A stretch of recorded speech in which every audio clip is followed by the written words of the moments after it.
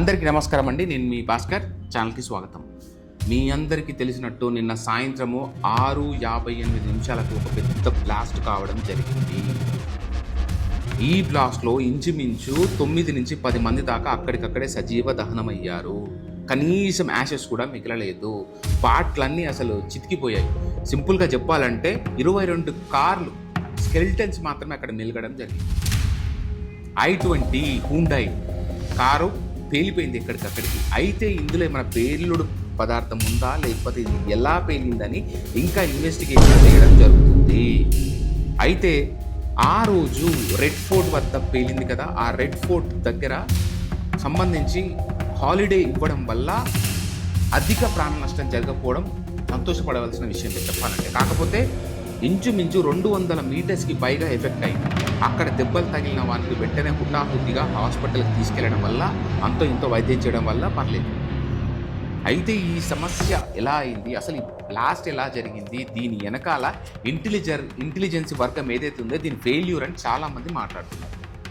అయితే ముక్కు ముఖం తెలియని చాలామంది జర్నలిస్ట్ కావచ్చు, లేకపోతే దిమాగ్ లేని వాళ్ళు కావచ్చు, మాట్లాడే మాటలు మనము దీన్ని సీరియస్గా తీసుకొని అవసరం లేదు. ఎందుకంటే మన ఇంటెలిజెన్స్ వర్గాలు చాలా కష్టపడి ఛేదిస్తున్నారు కాబట్టి ఇప్పటిదాకా ఎన్నో అడ్డుకోగలిగారు. ఈ విషయంలో వాళ్ళని అప్రిషియేట్ చేసి తీరాలి. వాళ్ళ కష్టాన్ని మనం గుర్తించాలి.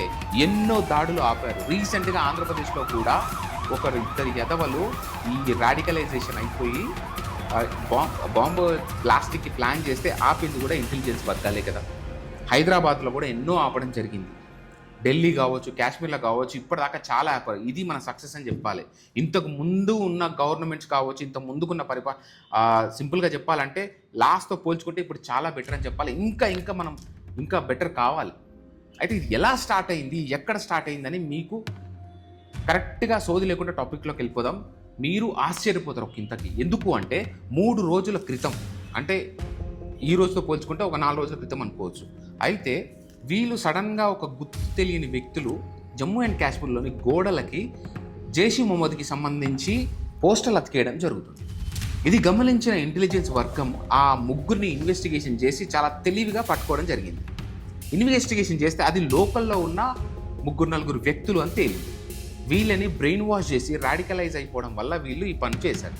సో వీళ్ళని గట్టిగా ఇన్వెస్టిగేషన్ చేయగా అందులో తేలిన విషయాలు ఏంటంటే దీని వెనకాల జైష్ మొహమ్మద్ అనేవాడు ఉన్నాడు. ఇంత ముందుకు అక్కడక్కడ కూడా మాట్లాడడం జరిగింది. ఈసారి పెద్దగా మేము ప్లాన్ చేయబోతాం ఇండియాలో, అది కూడా పాకిస్తాన్ నుంచి కాదు బంగ్లాదేశ్ త్రూ అని చెప్పి కొన్ని వీడియోస్ రిలీజ్ చేయడం, అది మనం చూడడం కూడా జరిగింది. చాలామంది మీరు చూడకపోవచ్చు, బట్ జరిగింది.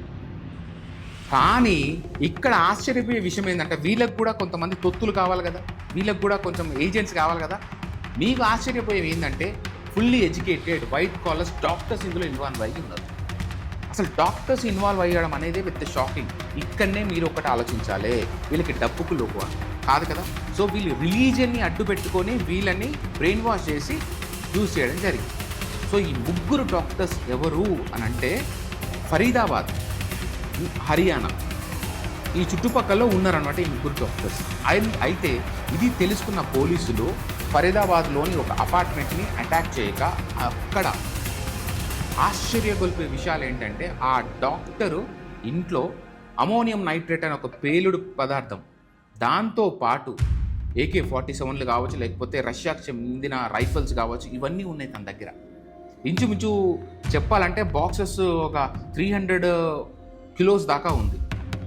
జమ్మూ అండ్ కాశ్మీర్లో మనకు కరెక్ట్గా అంచనా లేదు, కానీ కొన్ని వేలనే ఉందని చెప్పొచ్చు అనమాట అమోనియం. అసలు ఇది ఇంత పెద్ద ఎత్తున వీళ్ళు ఏం ప్లాన్ చేస్తున్నారనేది మాత్రం పెద్ద క్వశ్చన్ మార్క్. తర్వాత ఈ డాక్టర్ని పట్టుకున్న తర్వాత ఇంకో డాక్టర్ని హర్యానా దగ్గరలో పట్టుకోవడం జరిగింది. ఆ డాక్టర్ దగ్గర ఆశ్చర్యం కొలిపేది ఏంటంటే ఆముదపు నూనె, క్యాస్టర్ ఆయిల్ అంటారు దాన్ని, ఆ ఆముదపు నూనె దొరికింది. అది కూడా చాలా పెద్ద ఎత్తున. ఇందులో మనకి ఆముద నూనెతో ఏం చేస్తారని. అయితే ఇందులో నేను కనుక్కోగా నాకు తెలిసింది ఏంటంటే ఆముద నూనెతోటి ఒక కెమికల్ తయారు చేస్తారు. రెసిల్ అనే ఒక కెమికల్ అనుకుంటా దాని పేరు ఎగ్జాక్ట్గా. సో ఆ కెమికల్ ద్వారా అది వాటర్లో కలిపినా లేకపోతే ఇంకెక్కడ కలిపినా సరే టేస్ట్లెస్గా ఉంటుంది. అంటే ఇప్పుడు వాటర్ టేస్ట్లెస్ కదా, వాటర్లో కలిపిరనుకో, అది తాగినాం అనుకో మనకు తెలియదు, అండ్ అది తాగడం వల్ల మనం చనిపోతాం. సో బయోవార్ వీళ్ళు బ్లాస్ట్లు మాత్రమే కాదు, బయో వార్లు కూడా ప్లాన్ చేస్తున్నారు. అంటే మనిషి ప్రాణాలు ఏ రకంగా వీలైతే ఆ రకంగా తీసేయరు. వీళ్ళు ఏది వదలట్లేదు. సో చాలా జాగ్రత్త ఉండాలి జనాలు కూడా. ప్రభుత్వం తన పని తను చేసినా కూడా ప్రభుత్వానికి హెల్ప్ కానీ చుట్టుపక్కల మనం కూడా ఎంతో జాగ్రత్త ఉంటేనే మంచిది. ఈ రైడ్లు ఎప్పుడైతే జరిగినాయో, ఇన్వెస్టిగేషన్లు జరిగినాయో, దాని తర్వాత ఇంకొక డాక్టర్ ఎవరైతే ఉన్నారో వాళ్ళు తప్పించుకున్నారు. వాడు తప్పించుకోగా ఇక్కడ ఏంటి అంటే ఇన్వెస్టిగేషన్లో కావచ్చు, ఇదంతా జస్ట్ ఏంటి అంటే ఇన్వెస్టిగేషన్లో భాగమే. సో ఇంకా జరుగుతుంది కాబట్టి అసలు యాక్చువల్గా ఏం జరిగిందో మనం తర్వాత తెలుసుకోవచ్చు. కానీ ఇన్వెస్టిగేషన్లో భాగంలో కావచ్చు, దీన్ని బట్టి మనకు తెలిసింది ఏంటంటే వీళ్ళ దగ్గర ఉన్న అమోనియా నైట్రేట్ ఏదైతే ఉందో అది i20 అనే ఒక హూండై కార్లో పెట్టుకొని తిరగడం జరిగింది. ఎందుకంటే వాళ్ళు దొరికిపోయారు కదా, భయం కొద్ది వీళ్ళు తిరగడం జరిగింది. సో అలా పెట్టుకొని ఇంచుమించు 3 గంటల పాటు ఆ రెడ్ ఫోర్ట్ వద్దనే ఆగడం జరిగింది వీళ్ళు. అంటే ఏంటి వీళ్ళు ప్లాన్ ఏంటి? అక్కడనే పేలిద్దామని ప్లాన్ చేశారా, లేకపోతే అక్కడి నుంచి పారిపోయి ఇంకా వేరే ఒక పెద్ద ప్లేస్లో పేలిద్దామని ప్లాన్ చేశారా తెలియదు. వెంటనే కార్ అక్కడి నుంచి తీసి కదులుతుండగా అక్కడ సిగ్నల్ పడినప్పుడు ఆ సిగ్నల్ దగ్గర చూస్తుండగానే కారు పేలింది. అక్కడ ఉన్న ప్రాంతం మొత్తం ఇంచుమించు 200 మీటర్లు, ముందు చెప్పినట్టుగానే ప్రాణ నష్టం ఇదంతా. ఇంకా ఎంతమంది చనిపోయారో తెలియాలంటే ఇంకా మనం వేచి చూడాల్సింది. కార్లు మనుషులు మొత్తం నుజ్జు అయిపోయారు, ఉన్న వాళ్ళని ప్రాణాలతో కాపాడారు. ఇంకా ఇన్వెస్టిగేషన్ స్టార్ట్ అయింది. సో వీళ్ళు ప్లాన్డ్గా చేశారా లేకపోతే యాదృచ్ఛికంగా జరిగిందా అనేది మాత్రం పెద్ద క్వశ్చన్ మార్క్. అయితే ఈ కార్ ఎక్కడిది అనుకుంటే ఫరీదాబాద్కి చెందింది ఈ కార్ ఓనర్ వచ్చేసి సల్మాన్. ఇది ఇంత ముందుకు OLXలో కూడా పెట్టిరంటే ఈ కార్.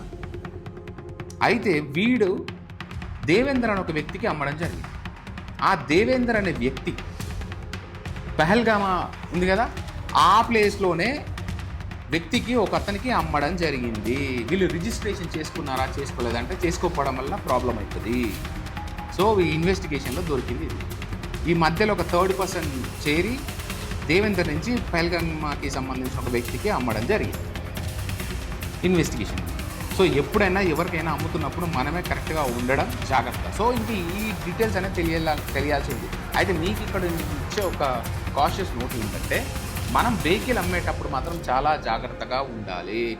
రీసెంట్గా నా ఫ్రెండ్కి సంబంధించే బండి అమ్మేశాడు, రిజిస్ట్రేషన్ చేయలేదు, వాడు అడ్డగోలుగా నడిపిండు, పోయి యాక్సిడెంట్ చేసిండు. ఇప్పుడు ఆ కేసు ఎవరి మీద పడుతుంది? ఆబ్వియస్గా బండి ఎవరి పేరు మీద ఉందో వారి మీదనే పడుతుంది కదా. సో ఎప్పుడైనా గుర్తుపెట్టుకోండి, బండి అమ్మిన వెంటనే అవతల వాడు రిజిస్ట్రేషన్ చేసుకున్నా లేదా అని గమనించండి. ఖచ్చితంగా వాడు రిజిస్ట్రేషన్ చేసుకోవాలి, లేకపోతే ఇబ్బందులు ఫేస్ చేస్తారు. సో ఇది కాషన్ నోట్. దీని తర్వాత ఇప్పుడు మనం కరెక్ట్గా ఆలోచిస్తే ఈ ఉగ్రవాదుల దాడి ఎందుకు జరుగుతుంది? బార్డర్స్ అన్నీ క్లోజ్ అయిపోయాయి కదా, మన బార్డర్స్ అన్నీ ఓపెన్గానే ఉంటాయి. సింపుల్గా చెప్పాలంటే నేపాల్ కావచ్చు, లేకపోతే బంగ్లాదేశ్ ఇవన్నీ కావచ్చు.